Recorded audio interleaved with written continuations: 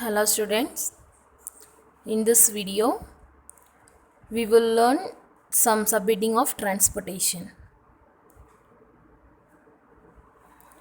The first heading is translocation of sugars. Translocation mean வேறு எதுவும் கிடையாது, நம்ம ஆல்ரெடி பார்த்தோம் இல்லையா, any substances to carry from one place to another அப்படின்னு பார்த்தோம் இல்லையா, transportation, அதை தான் இங்கே translocation அப்படின்னு சொல்கிறோம். ஸோ இங்கே என்ன டிரான்ஸ்போர்ட் ஆக போகுது அப்படின்னா சுகர். ஓகேயா, சுகர் வந்து எதை நம்ம வந்து ஒரு பிளான்ட்டில் சுகர் அப்படின்னு சொல்கிறோன்னா, ஃபோட்டோசிந்தசிஸ் மூலமாக ஒரு பிளான்ட் வந்து ஃபுட் ப்ரிப்பேர் பண்ணும் இல்லையா, அந்த ஃபுட்டு தான் என்னது அப்படின்னா குளுக்கோஸ் அப்படின்னு சொல்லுவோம். ஸோ இந்த குளுக்கோஸ் எதுவாக கன்வெர்ட் ஆகும் அப்படின்னா சுக்ரோஸாக கன்வெர்ட் ஆகும். ஸோ அந்த குளுக்கோஸ் அதோட அதர் நேம் தான் என்னன்னு சொல்கிறோம் அப்படின்னா சுகர் அப்படின்னு சொல்கிறோம். ஓகேயா, அப்போ இங்கே வந்து சுகர்னு எதை டினோட் பண்ணுறாங்க, குளுக்கோஸ். ஓகேயா, ஃபோட்டோசிந்தசிஸ் மூலமாக ப்ரிப்பேர் ஆகக்கூடிய அந்த ஃபுட்டு தான் என்னதுன்னா குளுக்கோஸ். அதை தான் என்னென்னு சொல்கிறோம் அப்படின்னா சுகர்னு சொல்கிறோம். இந்த குளுக்கோஸ் வந்து எதுவாக கன்வெர்ட் ஆகும் அப்படின்னா சுக்ரோஸாக கன்வெர்ட் ஆகும். இப்போ குளுக்கோஸ்னால் என்ன, சுக்ரோஸ்னால் என்னென்னு பார்க்கலாம். Glucose is a simple sugar. ஓகேயா, குளுக்கோஸ் என்னது அப்படின்னா ஒரு simple sugar which is an important energy source in living being. ஓகேயா, ஒரு உயிருள்ள எந்த ஒரு பொருளாக இருந்தாலும் சரி அதுக்கு குளுக்கோஸ் அப்படிங்கிறது வந்து ரொம்ப எசென்ஷியலாக இருக்குது. ஓகேயா, அண்ட் இது வந்து சுக்ரோஸாக கன்வெர்ட் ஆகுது. அது என்ன ஆகுது அப்படின்னா disaccharide. Sucrose is a disaccharide அப்படின்னு சொல்லுவோம். அதாவது 2 மோனோசாக்ரைடு. ஓகேயா, மோனோ மீன் 1, அப்போ 2 மோனோ ஒன்றா கம்பைன் ஆகி தான் டை மீன் 2 அப்படின்னு சொல்லுவோம். ஓகேயா, ஸோ அப்போ 2 மோனோசாக்ரைட்ஸ் கம்பைன் ஆகி ஒரு டைசாக்ரைடாக மாறுச்சுன்னா அதை தான் நம்ம என்னென்னு சொல்லுவோம் அப்படின்னா சுக்ரோஸ் அப்படின்னு சொல்லுவோம்.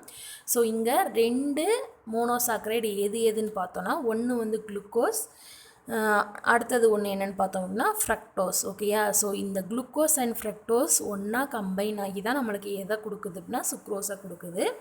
ஸோ அப்போ ஒரு பிளான்ட்டில் மேக் ஆகக்கூடிய ஒரு பிளான்ட் ப்ரிப்பேர் பண்ணக்கூடிய குளுக்கோஸ் எதுவாக கன்வெர்ட் ஆகுது அப்படின்னா சுக்ரோஸாக கன்வெர்ட் ஆகுது. ஓகேயா, அண்ட் தென் இதில் வந்து அடுத்து என்னென்ன பார்க்க போகிறோம் அப்படின்னா சோர்ஸ் டு சிங்க் அப்படிங்கிற ஒரு வார்த்தை இருக்குது, ப்ரெஷர் ஃப்ளோ ஹைப்போதசிஸ் இருக்குது, குளுக்கோஸ் கன்வெர்ட்டட் இன்ட்டு சுக்ரோஸ்ன்னு இருக்குது. அப்போ குளுக்கோஸ் பார்த்தாச்சு, அதுக்கு எப்படி சுக்ரோஸாக வந்து கன்வெர்ட் ஆகுதுன்னு பார்த்தாச்சு. அடுத்து என்ன பார்க்க போகிறோம் அப்படின்னா சோர்ஸ் டு சிங்க்.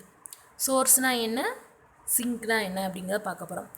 சோர்ஸ் அப்படின்னா எக்ஸாம்பிள் வந்து நம்ம லோயர் கிளாஸஸில் நிறையா பார்த்துருப்போம். ஓகேயா, வாட்டர் சோர்ஸஸ்லாம் என்னென்னு சொல்லுங்கள் அப்படின்னு டீச்சர்ஸ் சொல்லியிருப்பாங்க, நம்ம சொல்லியிருப்போம். லேக், வெல், பாண்ட்ஸ் இதெல்லாம் வந்து வரிசையாக சொல்லியிருப்போம் இல்லையா, ரிவர் இதெல்லாம் சொல்லியிருப்போம் இல்லையா. ஸோ ஏன் அதெல்லாம் வந்து நம்ம வாட்டர் சோர்ஸ்ன்னு சொல்கிறோம், வாட்டர் அந்த இடத்துல இருந்து இப்போ நம்ம சொன்ன ரிவர், லேக் இந்த இடத்துலலாம் இருந்து நம்மளுக்கு என்ன கிடைக்கிது, வாட்டர் கிடைக்கிது. ஸோ அந்த இடத்த தான் சோர்ஸ், வாட்டர் சோர்ஸ்ன்னு சொல்லுவோம். அதே மாதிரி ஒரு பிளான்ட்டில் சோர்ஸ் அப்படின்னு சொன்னோன்னா ஃபுட்டு எங்கே கிடைக்குமோ அந்த பார்ட்டு தான் என்னன்னு சொல்லுவோம் அப்படின்னா சோர்ஸ் அப்படின்னு சொல்லுவோம்.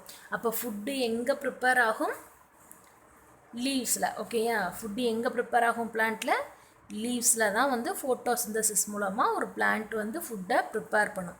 ஸோ அப்போது ஒரு பிளான்ட்டில் லீவ்ஸ் தான் என்னது அப்படின்னா சோர்ஸ். ஓகேயா, அண்ட் சிங்க்கு அது எங்கே போகுதா, சிங்க்குக்கு போகுது. இப்போ சிங்க்னா நம்மளுக்கு தெரியணும், சிங்க் அப்படின்னா ஒன்றும் கிடையாது, ஃபுட் ரெக்வயர்டு ஏரியாவை தான் நம்ம என்னென்னு சொல்கிறோம் அப்படின்னா சிங்க் அப்படின்னு சொல்கிறோம். ஓகேயா, அப்போ ஃபுட்டு ப்ரிப்பேர் ஆகிற இடத்துல இருந்து ஃபுட்டு தேவைங்கிற இடத்துக்கு வந்து இந்த டிரான்ஸ்லொகேஷன் ஆஃப் சுகர் அப்படிங்கிற இந்த டிரான்ஸ்போர்ட்டேஷனில் என்ன ஆகுது அப்படின்னா மூவ் ஆகுது. ஓகேயா, அண்டு ப்ரெஷர் ஃப்ளோ ஹைப்போதசிஸ் இது நம்ம ஃபஸ்ட்டு ஸ்டார்டிங்கில் இருந்தே பார்த்துக்கிட்டு வர்றோம். கான்சன்ட்ரேஷன் கிரேடியன்ட் அப்படின்னா சொல்லியிருப்போம் இல்லையா, a region of higher concentration to lower concentration அப்படின்னு படிச்சிருக்கோம் இல்லையா. ஸோ அதிகமாக இருக்கிற இடத்துல இருந்து கம்மியாக உள்ள இடத்துக்கு மூவ் ஆகுறது. ஓகேயா, அதுதான் இங்கே ப்ரெஷர் ஃப்ளோ ஹைப்போதசிஸ். ஹைப்போதசிஸ்னால் ஒன்றும் இல்லை, இதன்படி நடக்கிறது அப்படின்னு ஒரு கோட்பாடு, இப்படித்தான் நடக்கும், இந்த இடத்துல இப்படி இருந்தால் அதோட ரிசல்ட் இப்படி தான் வரும் அப்படின்னு படிப்போம் இல்லையா, அதுதான் ஹைப்போதசிஸ் அப்படின்னு சொல்கிறது. ஸோ அப்போ ப்ரெஷர் அதிகமானுச்சுன்னா அந்த இடத்துலேருந்து இன்னொரு இடத்துக்கு மூவ் ஆகும். ப்ரெஷர் லோவாக இருக்கிற இடத்துக்கு என்ன ஆகும் அப்படின்னா மூவ் ஆகும். ஓகேயா, ஸோ இந்த ஃபஸ்ட்டு பாயிண்டில் இப்போ 3 விஷயம் முக்கியமாக சொல்லியிருக்கேன். குளுக்கோஸ் சுக்ரோஸாக கன்வெர்ட் ஆகுது. அது எங்கேருந்து எங்கே மூவ் ஆகுது அப்படின்னா ஃப்ரம் சோர்ஸ் டு சிங்க்குக்கு வந்து மூவ் ஆகுது. எந்த ஹைப்போதசிஸ் படி அப்படின்னு பார்த்தோம் அப்படின்னா ப்ரெஷர் ஃப்ளோ ஹைப்போதசிஸ் படி என்ன ஆகுது அப்படின்னா மூவ் ஆகுது அப்படின்னு பார்த்தாச்சு. ஓகேயா? ஃபஸ்ட்டு பாயிண்ட் உங்களுக்கு புரியுதா? ஃபுட் அப்படிங்கிறதான் குளுக்கோஸ்ன்னு சொல்கிறோம். இது எதுவாக கன்வெர்ட் ஆகுது? சுக்ரோஸ். அப்போ இந்த சுக்ரோஸ் ப்ரெஷர் ஃப்ளோ ஹைப்போதிசிஸ் பேசிஸை வச்சு என்ன ஆகுது அப்படின்னா சோர்ஸ்லேருந்து சிங்க்குக்கு மூவ் ஆகுது. இதுதான் உங்களுக்கு ஃபர்ஸ்ட் பாயிண்டில் சொல்லியிருக்காங்க. அடுத்து sucrose moves into the companion cells then into the living phloem sieve tube cells by active transport. ஒன்றும் கிடையாது, இந்த சுக்ரோஸ் இருக்கு இல்லையா, கன்வெர்ட் குளுக்கோஸாக இருந்து சுக்ரோஸாக கன்வெர்ட் ஆகியிருக்க இந்த சுக்ரோஸ் இருக்கு இல்லையா, இது வந்து எங்கே முதல்ல மூவ் ஆகுது அப்படின்னா ப்ளோயம் செல்லில் இருக்கக்கூடிய இந்த கம்பேனியன் செல்ஸ், அதாவது சப்போர்ட்டிங் செல்ஸ்ன்னு சொல்லுவோம். ஓகேயா? ஸோ அந்த கம்பேனியன் செல்ஸுக்கு மூவ் ஆகுது. அதுக்கப்புறம் தான் என்ன ஆகுது அப்படின்னா மெயினாக இருக்கக்கூடிய அந்த ப்ளோயம் சியூ டியூப். ஓகேயா? சியூ டியூப்ஸுக்கு வந்து என்ன ஆகுது அப்படின்னா மூவ் ஆகுது பை எது மூலமாக அப்படின்னா ஆக்டிவ் டிரான்ஸ்போர்ட். ஆக்டிவ் டிரான்ஸ்போர்ட்னால் நம்ம என்னென்னு பார்த்துருக்கோம், இட் ரெக்வயர் எனர்ஜி. ஓகே? அப்போ எனர்ஜியை யூஸ் பண்ணி தான் என்ன ஆகுது இங்கே சுக்ரோஸ் ஒரு இடத்துல இருந்து ப்ளோயம், அதாவது சோர்ஸ்லேருந்து என்ன ஆகுது முதல்ல ப்ளோயம் செல்லுக்கு வந்து என்ட்ராகுது. ஓகேயா? And this process produces a hypertonic condition in the phloem. Hypertonic அப்படின்னா ஒன்றும் கிடையாது, ஒரு இடத்துல அதிகமான பார்ட்டிகிள்ஸ், டிசால்வ்டு பார்ட்டிகிள்ஸ் வந்து ப்ரெசண்ட் ஆகியிருக்கதான் என்னென்னு சொல்லுவோம் அப்படின்னா ஹைப்பர்டானிக். ஒரு இடத்துல ஒரு சொல்யூஷன்லேயோ அதிகமான பார்ட்டிகிள்ஸ் வந்து டிசால்வ் ஆகியிருக்கதான் நம்ம என்னென்னு சொல்லுவோம் அப்படின்னா ஹைப்பர்டானிக் அப்படின்னு சொல்லுவோம். ஸோ அப்போ அந்த லீவ்ஸில் இருந்து என்ன ஆகுதான் ப்ளோயம் செல்லுக்குள்ளே அந்த ஃபுட்டு வந்து என்ட்ராகும்போது அந்த இடத்துல அதிகமான பார்ட்டிகல்ஸ் இருக்குது அப்படின்னு சொல்கிறாங்க. அண்ட் அதோட எதுவும் கம்பைன் ஆகுது அப்படின்னா வாட்டரும் வந்து சைலம் செல்ஸ்லேருந்து அந்த ப்ளோயம் செல்லுக்கு வந்து ஆஸ்மாசிஸ் அப்படிங்கிற ப்ராசஸ் மூலமாக என்ட்ராகுது. ஓகேயா? சைலம் செல்லில் இருக்கக்கூடிய வாட்டர் ஆஸ்மாசிஸுங்கிற ப்ராசஸ் மூலமாக எங்கே வந்து என்ட்ராகுதுன்னா ப்ளோயமில் இருக்கக்கூடிய அந்த ஃபுட் பார்ட்டிகிள்ஸோட வந்து என்ன ஆகுது அப்படின்னா என்ட்ராகுது. ஓகேயா? கம்பைன் ஆகுது. ஓகேயா? As osmotic pressure builds up, the phloem moves to area of lower pressure. அப்போ ஒரு இடத்துல ஏற்கனவே டிசால்வ்டு பார்ட்டிகிள்ஸ் அதிகமாக இருக்கும்போது இதோட என்னவும் சேர்ந்து வந்து கம்பைன் ஆகுதுன்னா சைலமில் இருக்கக்கூடிய வாட்டரும் கம்பைன் ஆகும்போது மேலும் அந்த இடத்துல வந்து என்ன ஆகுது ப்ரெஷர் வந்து அதிகமாகுது. ஓகேயா? இப்போ நம்ம ஃபஸ்ட்டு என்ன பார்த்தோம், ப்ரெஷர் ஃப்ளோ ஹைப்போதசிஸ் பார்த்துருக்கோம் இல்லையா. அப்போ ஒரு இடத்துல ப்ரெஷர் அதிகமாக இருக்கும்போது லோ ப்ரெஷர் இருக்கக்கூடிய இடத்துக்கு என்ன ஆகும் அப்படின்னா மூவ் ஆகும். ஓகேயா? ஸோ அப்போ இந்த ப்ரெஷர் அதிகமாக இருக்கிற இடத்துலேருந்து என்ன ஆகுது ஃபுட்டு இல்லாத அந்த லோயர் ப்ரெஷர் இருக்கக்கூடிய இடத்துக்கு மூவ் ஆகுது food particles. By active transport, sucrose moves into the cells where it is utilized or stored.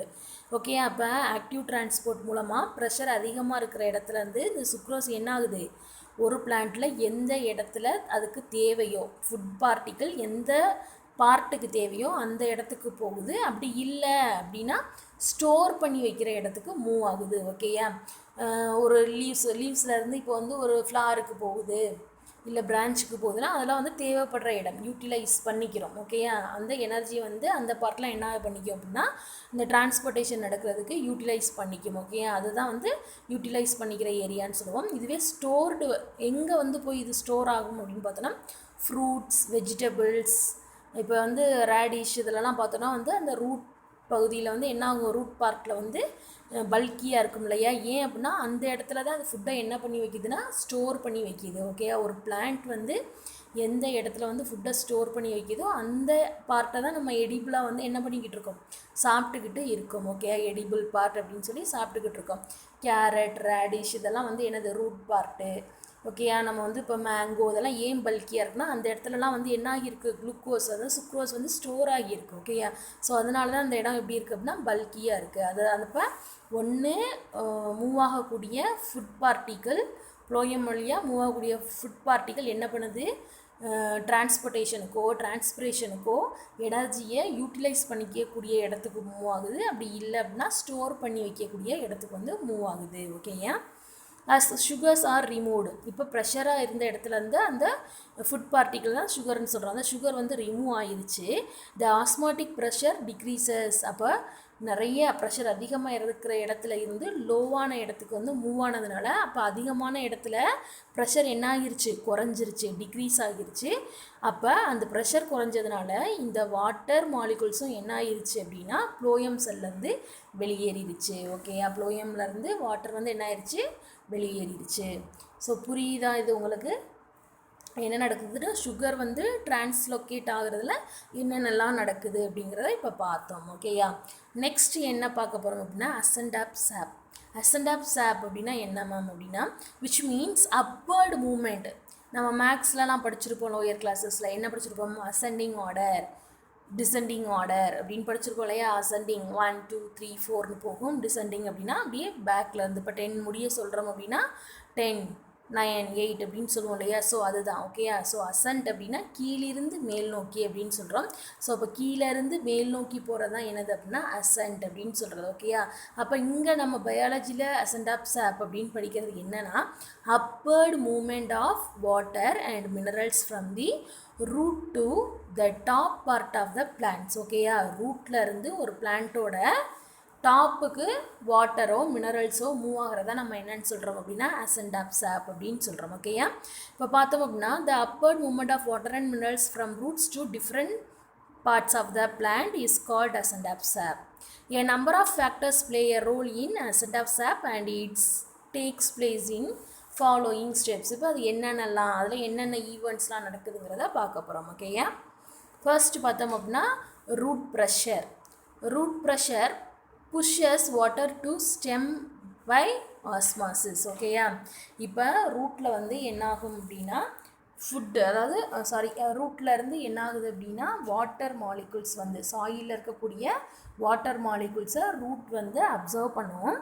So இந்த ரூட் ஹேரில் ஒரு ப்ரெஷர் கொடுத்தா தான் என்ன ஆகும் அப்படின்னா அது வந்து அடுத்த இடத்துக்கு வந்து மூவ் ஆகும். ஓகேயா, ஸோ அந்த ப்ரெஷரை கொடுத்து என்ன பண்ணுதா ரூட் ஹேரில் இருந்து ஸ்டெம் பார்ட்டுக்கு என்ன பண்ணுது அப்படின்னா இந்த ரூட் ப்ரெஷர் மூலமாக தான் வாட்டர் மாலிகுல்ஸ் மூவ் ஆகுது. ஓகேயா, புரியுதா? ரூட் ப்ரெஷருங்கிறது ஒன்றும் கிடையாது. Water from soil enters to the root hairs due to osmosis. Root pressure is responsible for movement of water up to the base of the stem. ஓகேயா, அப்போ ரூட் ப்ரெஷர் தான் எதுக்கு பேசிஸாக இருக்குன்னா வாட்டரை புஷ் பண்ணி ரூட் ஹேர்லேருந்து ஸ்டெம் பார்ட்டுக்கு மூவ் பண்ணுறதுக்கு root pressure அப்படிங்கிற ஒரு ப்ராசஸ் தான் என்ன பண்ணுது பேசிஸாக ரெஸ்பான்சிபிளாக இருக்குது. ஓகேயா, நெக்ஸ்ட் என்ன ஆகுது அப்படின்னா கேபிலரி ஆக்ஷன். இந்த கேபிலரி ஆக்ஷன் அப்படிங்கிறது ஒன்றும் கிடையாது. Water or any liquid rises in a capillary tube because of physical forces. This phenomenon is called capillary action. அதாவது ரூட்டில் இருந்து இப்போ ஸ்டெம் பார்ட்டுக்கு எது மூலமாக வந்துருச்சு, ரூட் ப்ரெஷர் மூலமாக வாட்டர் வந்துருச்சு. ஸோ இந்த கேபிலரி ஆக்ஷன் மூலமாக அந்த ஸ்டெம் பார்ட்டில் இருக்கக்கூடிய வாட்டரை வந்து ஒரு சர்டைன் ஹைட் வரையும் என்ன பண்ணுது அப்படின்னா அந்த கேபிலரி ஆக்ஷன் வந்து புஷ் பண்ணி வாட்டர் மாலிகுல்ஸை அப்பர்டில் மூவ் பண்ண வைக்கிது. In this same way in stem water rises up to certain height because of capillary action. ஓகேயா, ஸ்டெம் ரூட்டில் இருந்து ஸ்டெம்முக்கு வந்த வாட்டரை கேபிலரி ஆக்ஷன் அப்படிங்கிற ஒரு ஃபெனாமினன் தான் என்ன பண்ணுது அப்படின்னா சர்டைன் ஹைட்டுக்கு வந்து புஷ் பண்ணி வாட்டரை வந்து மூவ் பண்ண வைக்கிது. அண்ட் அதிஷன் அண்ட் கொஹீஷன் அப்படின்னு பார்க்க போகிறோம்.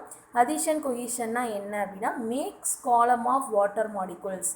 அதாவது எந்த ஒரு இடத்துலையுமே வந்து வாட்டர் மாலிகுல்ஸ் வந்து கண்டினியூஸாக ஒரு காலம் மாதிரி, காலம்னா என்னது ஒரு லேயர் கண்டினியூஸாக வந்து ஒரு பில்லர் மாதிரி இருக்கும் இல்லையா. ஸோ அந்த மாதிரி ஒரு காலமாக வந்து ஃபார்ம் ஆக வைக்கிறது தான் என்னது அப்படின்னா இந்த அதிஷன் கொஹீஷன் அப்படின்னு சொல்கிறோம். ஓகேயா, இதில் ஃபர்ஸ்ட் அடிஷன் என்னென்னு பார்த்தோம் அப்படின்னா the force of attraction between molecules of different substances are called adhesion அப்படின்னு சொல்கிறோம். அதாவது ரெண்டு டிஃப்ரெண்ட் டைப் ஆஃப் சப்ஸ்டன்சஸில் இருக்கக்கூடிய மாலிகுல்ஸ்க்கு இடையில் இருக்கக்கூடிய அட்ராக்ஷன் தான் என்னென்னு சொல்கிறோம் அப்படின்னா அதிஷன் அப்படின்னு சொல்கிறோம். அதாவது ரெண்டு டிஃப்ரெண்ட் சப்ஸ்டன்ஸ் இருக்கணும், அந்த ரெண்டு டிஃப்ரெண்ட் சப்ஸ்டன்சஸோட மாலிகுல்ஸுக்குள்ளே இருக்கக்கூடிய அட்ராக்ஷன் தான் என்னது அப்படின்னா அதிஷன் அப்படின்னு சொல்கிறோம். எக்ஸாம்பிள் என்னென்ன இங்கே கொடுத்துருக்காங்கன்னா வாட்டர் மாலிகுல் கொடுத்துருக்காங்க. Okay, water molecules stick stick to a xylem because of force of adhesion கொடுத்துருக்காங்க. ஓகேயா?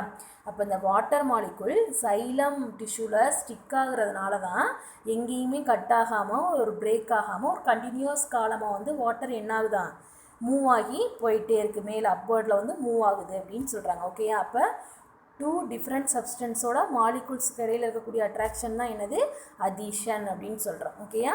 அண்ட் கொஹீஷன் அப்படின்னா என்னென்னா the force of attraction between molecules of water. எங்கே வேறு டிஃப்ரெண்ட் சப்ஸ்டன்ஸுக்கு போகவே வேண்டாம், வாட்டர் மாலிகுலில் இருக்கக்கூடிய சப்ஸ்டன்சஸ்க்குள்ளே இருக்கக்கூடிய அந்த அட்ராக்ஷன் தான் என்னென்னு சொல்கிறோம் அப்படின்னா கொஹீஷன் அப்படின்னு சொல்கிறோம். ஓகேயா? அடுத்து டிரான்ஸ்பிரேஷன் புல். ஆல்ரெடி நம்ம டிரான்ஸ்பிரேஷன் வீடியோலையே நம்ம இதை பற்றி பார்த்துருக்கோம். டிரான்ஸ்பிரேஷன் புல் அதாவது டிரான்ஸ்பிரேஷன் மூலமாக வாட்டர் மாலிகுல்ஸ் வந்து எவாப்ரேட் ஆகி மேலே வந்து மூவ் பண்ணும். அப்போ மேலே இருந்து ஒரு புல் வந்து கிடைக்கும். அதனால தான் ஈஸியாக என்ன ஆகுது அப்படின்னா இந்த xylem வெசல்ஸ் வழியாக வாட்டர் வந்து மூவ் ஆகும் அப்படின்னு பார்த்துருக்கோம் இல்லையா? ஸோ அதை தான் இங்கே வந்து டிரான்ஸ்பிரேஷன் கிரியேட்ஸ் டிரான்ஸ்பிரேஷன் புல். அப்போது ஒரு பிளான்ட்டில் டிரான்ஸ்பிரேஷன் நடந்தால் தான் வாட்டர் வந்து என்ன ஆகிக்கிட்டு இருக்கும், அப்வர்டில் ஈஸியாக வந்து மூவ் ஆகும் அப்படின்னு சொல்கிறாங்க. ஓகேயா? புரியுதாமா? தேங்க்யூ.